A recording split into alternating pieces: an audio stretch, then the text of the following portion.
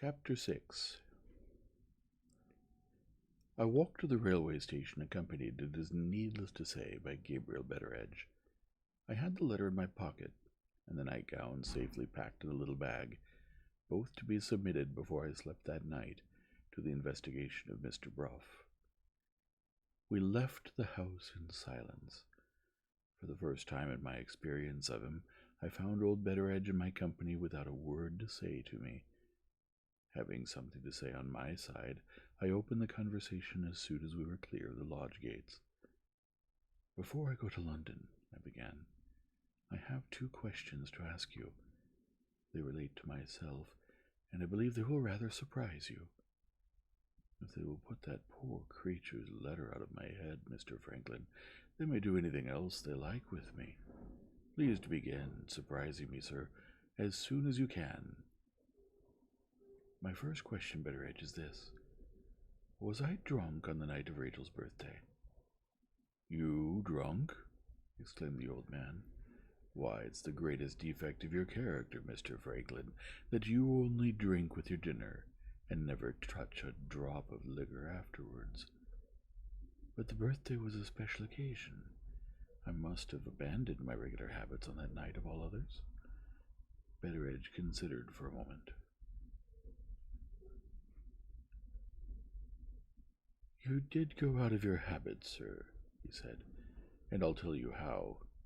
You looked wretchedly ill, and we persuaded you to have a drop of brandy and water to cheer you up a little." "I'm not used to brandy and water." "It is quite possible." "Wait a bit, Mr. Franklin. I knew you were not used to. I poured you out half a wineglassful of our 50-year-old cognac, and more shame for me, I drowned that noble liquor in nigh on a tumbler full of cold water. A child couldn't have got drunk on it, let alone a grown man." I knew I could depend on his memory in a matter of this kind. It was plainly impossible that I could have been intoxicated. I passed on to the second question. "Before I was sent abroad, Betteredge, you saw a great deal of me when I was a boy. Now tell me plainly, do you remember anything strange of me after I'd gone to bed at night? Did you ever discover me walking in my sleep?"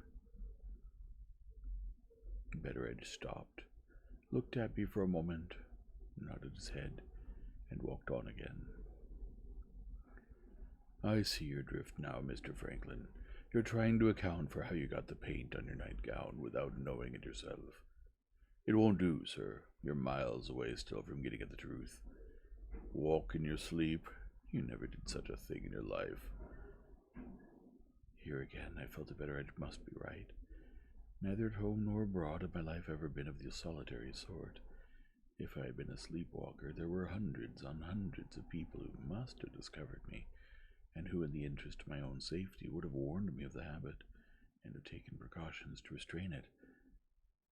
Still, admitting all this, I clung, with an obstinacy which was surely natural and excusable under the circumstances, to one or other of the only 2 explanations that I could see which accounted for the unendurable position in which I then stood. Observing that I was not yet satisfied, Betteredge shrewdly adverted to certain later events in the history of the Moonstone, and scattered both my theories to the wind at once and forever.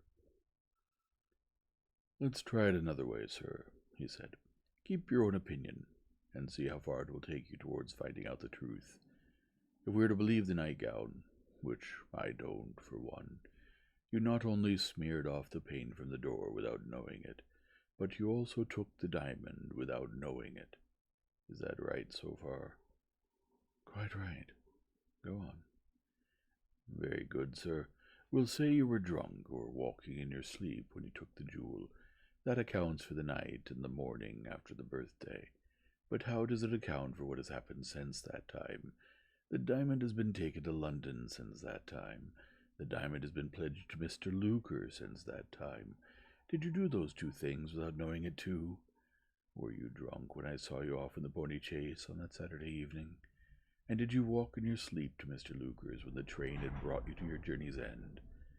Excuse me for saying it, Mr. Franklin, but this business has so upset you that you're not fit yet to judge for yourself. The sooner you lay your head alongside of Mr. Bruff's head, the sooner you will see your way out of the deadlock that has got you now. We reached the station, with only a minute or two to spare. I hurriedly gave Betteredge my address in London, so that he might write to me if necessary, promising on my side to inform of any news which I might have to communicate. This done, and just as I was bidding him farewell, I happened to glance towards the book and newspaper stall. There was Mr. Candy's remarkable-looking assistant again, speaking to the keeper of the stall. Our eyes met at the same moment. Ezra Jennings took off his hat to me.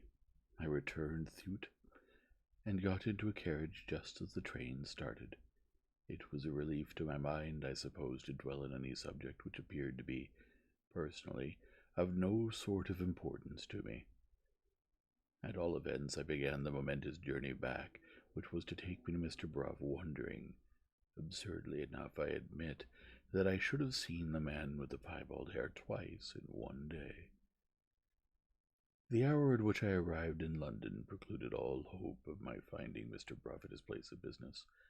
I drove from the railway to his private residence at Hampstead, and disturbed the old lawyer dozing alone in his dining-room, with his favourite pug-dog on his lap, and his bottle of wine at his elbow. I shall best describe the effect which my story produced on the mind of Mr. Bruff by relating his proceedings when he had heard it to the end. He ordered lights and strong tea to be taken into his study, and he sent a message to the ladies of his family, forbidding them to disturb us on any pretence whatever. These preliminaries disposed of, he first examined the nightgown, and then devoted himself to the reading of Rosanna Spearman's letter. The reading completed, Mr. Bruff addressed me for the first time since we had been shut up together in the seclusion of his own room. "Franklin Blake," said the old gentleman, "this is a very serious matter, in more respects than one. In my opinion, it concerns Rachel quite as nearly as it concerns you. Her extraordinary conduct is no mystery now. She believes you have stolen the diamond." I had shrunk from reasoning of my own way fairly to that revolving conclusion, but it had forced itself on me nevertheless. My resolution to obtain a personal interview with Rachel rested really and truly on the ground just stated by Mr. Bruff. "The first step to take in this investigation," the lawyer proceeded, "is to appeal to Rachel. She has been silent all this time, from motives which I, who know her character, can readily understand. It is impossible, after what has happened, to submit to that silence any longer. She must be persuaded to tell us, or she must be forced to tell us on what grounds she bases her belief that you took the Moonstone. The chances are that the whole of this case, serious as it seems now, will tumble to pieces if we could only break through Rachel's inveterate reserve and prevail upon her to speak out." "That is a very comforting opinion for me," I said. "I own I should like to know." "You would like to know how I can justify it," interposed Mr. Bruff. "I can tell you in 2 minutes. Understand, in the first place, that I look at this matter from a lawyer's point of view. It's a question of evidence with me. Very well.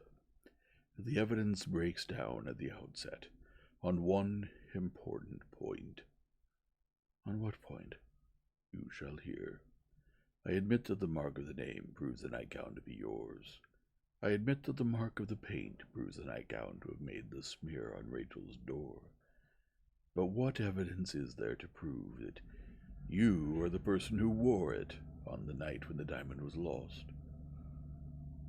The objection struck me, all the more forcibly that it reflected an objection which I had felt myself. "As to this," pursued the lawyer,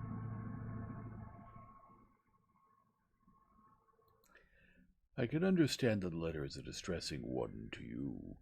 I can understand that you may hesitate to analyze it from a purely impartial point of view, but I am not in your position. I can bring my professional experience to bear on this document, just as I should bring it to bear on any other. Without alluding to the woman's career as a thief, I will merely remark that her letter proves her to have been adept at deception, on her own showing, and I argue from that I am justified in suspecting her of not having told the whole truth. I won't start any theory at present as to what she may or may not have done.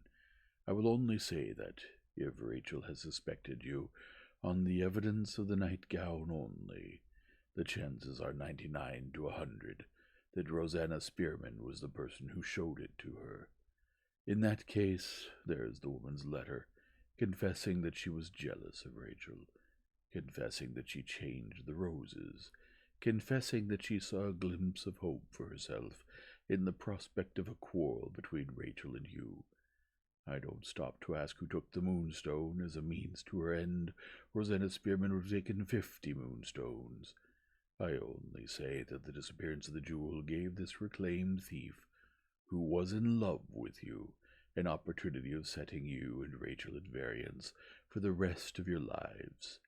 She had not decided on destroying herself then, remember, and having the opportunity, I distinctly assert that it was in her character, and in her position at the time, to take it. What do you say to that? Some such suspicion, I answered, crossed my own mind, as soon as I opened the letter. Exactly. And when you had read the letter, you pitied the poor creature and couldn't find it in your heart to suspect her.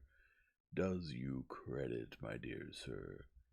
Does you credit? But suppose it turns out that I did wear the nightgown. What then?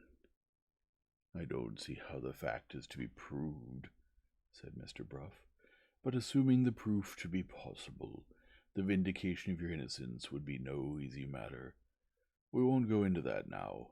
Let us wait and see whether Rachel hasn't suspected you on the evidence of the nightgown only. Good God, how coolly you talk of Rachel suspecting me, I broke out. What right has she to suspect me on any evidence of being a thief? A very sensible question, my dear sir. Rather hotly put, but well worth considering for all that. What puzzles you puzzles me too. Search your memory and tell me this. Did anything happen while you were staying at the house? Not, of course, to shake Rachel's belief in your honor, but, let us say, to shake her belief, no matter how little reason, in your principles generally. I started, in ungovernable agitation, to my feet. The lawyer's question reminded me for the first time since I left England that something had happened. In the 8th chapter of Betteredge's narrative, an allusion will be found to the arrival of a foreigner and a stranger at my aunt's house, who came to see me on business. The nature of his business was this. I had been foolish enough, being, as usual, straitened for money at the time, to accept a loan from the keeper of a small restaurant in Paris, to whom I was well known as a customer. A time was settled between us for paying the money back, and when the time came, I found it, as thousands of other honest men have found it, impossible to keep my engagement. I sent the man a bill. My name was unfortunately too well known on such documents. He failed to negotiate it. His affairs had fallen into disorder in the interval since I had borrowed of him. Bankruptcy stared him in the face, and a relative of his, a French lawyer, came to England to find me and to insist upon the payment of my debt. He was a man of violent temper, and he took the wrong way with me. High words passed on both sides, and my aunt and Rachel were unfortunately in the next room, and heard us. Lady Verinder came in and insisted on knowing what was the matter. The Frenchman produced his credentials and declared me to be responsible for the ruin of a poor man who had trusted in my honor. My aunt instantly paid him the money and sent him off, She knew me better, of course, than to take the Frenchman's view of the transaction, but she was shocked at my carelessness, and justly angry with me for placing myself in a position which, but for her interference, might have become a very disgraceful one. Either her mother told her, or Rachel heard what passed. I can't say which. She took her own romantic, high-flown view of the matter. I was heartless. I was dishonorable. I had no principle. There was no knowing what I might do next. In short, she had said some of the severest things to me which I had ever heard from a young lady's lips. The breach between us lasted for the whole of the next day. The day after, I succeeded in making my peace, and thought no more of it. Had Rachel reverted to this unlucky accident at the critical moment when my place in her estimation was again and far more seriously assailed? Mr. Bruff, when I had mentioned the circumstances to him, answered the question at once in the affirmative. "It would have had its effect on her mind," he said gravely, "and I wish, for your sake, the thing had not happened. However, we have discovered that there was a predisposing influence against you, and there is one uncertainty cleared out of our way at any rate. I see nothing more that we can do now. Our next step in this inquiry must be the step that takes us to Rachel." He rose and began walking thoughtfully up and down the room. Twice I was on the point of telling him that I had determined on seeing Rachel personally, and twice, having regard to his age and his character, I hesitated to take him by surprise at an unfavorable moment. "The grand difficulty is," he resumed, "how to make her show her whole mind in this matter without reserve. Have you any suggestions to offer?" "I have made up my mind, Mr. Bruff, to speak to Rachel myself." "You?" He suddenly stopped in his walk and looked at me as if he thought that I had taken leave of my senses. "You, of all the people in the world—" He abruptly checked himself and took another turn of the room. "Wait a little," he said. "In cases of this extraordinary kind, the rash way is sometimes the best way." He considered the question for a moment or two, under that new light, and ended boldly by a decision in my favor. "Nothing venture, nothing have," the old gentleman resumed. "You have a chance in your favor which I don't possess, and you shall be the first to try the experiment." "A chance in my favor?" I repeated in the greatest surprise. Mr. Bruff's face softened for the first time into a smile. "This is how it stands," he said. "I tell you fairly, I don't trust your discretion, and I don't trust your temper, but I do trust in Rachel's still preserving, in some remote little corner of her heart, a certain perverse weakness for you. Touch that, and trust to the consequences for the fullest disclosures that can flow from a woman's lips. The question is, how are you to see her?" "She has been a guest of yours at this house," I answered. "May I venture to suggest, if nothing was said about me beforehand, that I might see her here?" "Cool," said Mr. Bruff. With that one word of comment on the reply that I had made to him, he took another turn up and down the room. "In plain English," he said, "my house is to be turned into a trap to catch Rachel, with bait to tempt her, in the shape of an invitation for my wife and daughters. If you were anybody else but Franklin Blake, and if this matter was one atom less serious than it really is, I should refuse, point blank. As things are, I firmly believe Rachel will live to thank me for turning traitor to her in my old age. Consider me your accomplice. Rachel shall be asked to spend the day here, and you shall receive due notice of it." "When? Tomorrow?" "Tomorrow won't give us time enough to get her answer. Say the day after." "How shall I hear from you?" "Stay at home all the morning and expect me to call on you." I thanked him for the inestimable assistance which he was tendering to me, as the gratitude that I really felt, and declining hospitable invitation to sleep that night at Hampstead, returned to my lodgings in London. Of the day that followed, I have only to say that it was the longest day of my life. Innocent as I knew myself to be, certain as I was that the abominable imputation which rested on me must sooner or later be cleared off, there was nevertheless a sense of self-abasement in my mind which instinctively disinclined me to see any of my friends. We often hear, almost invariably, however, from superficial observers, that guilt can look like innocence. I believe it to be infinitely the truer axiom. Of the two, that innocence can look like guilt. I caused myself to be denied all day to every visitor who called, and I only ventured out under cover of the night. The next morning Mr. Bruff surprised me at the breakfast table. He handed me a large key, and announced that he felt ashamed of himself for the first time in his life. "Is she coming?" "She is coming today, to lunch and spend the afternoon with my wife and my girls." "Are Mrs. Bruff and your daughters in the secret?" "Inevitably. But women, as you may have observed, have no principles.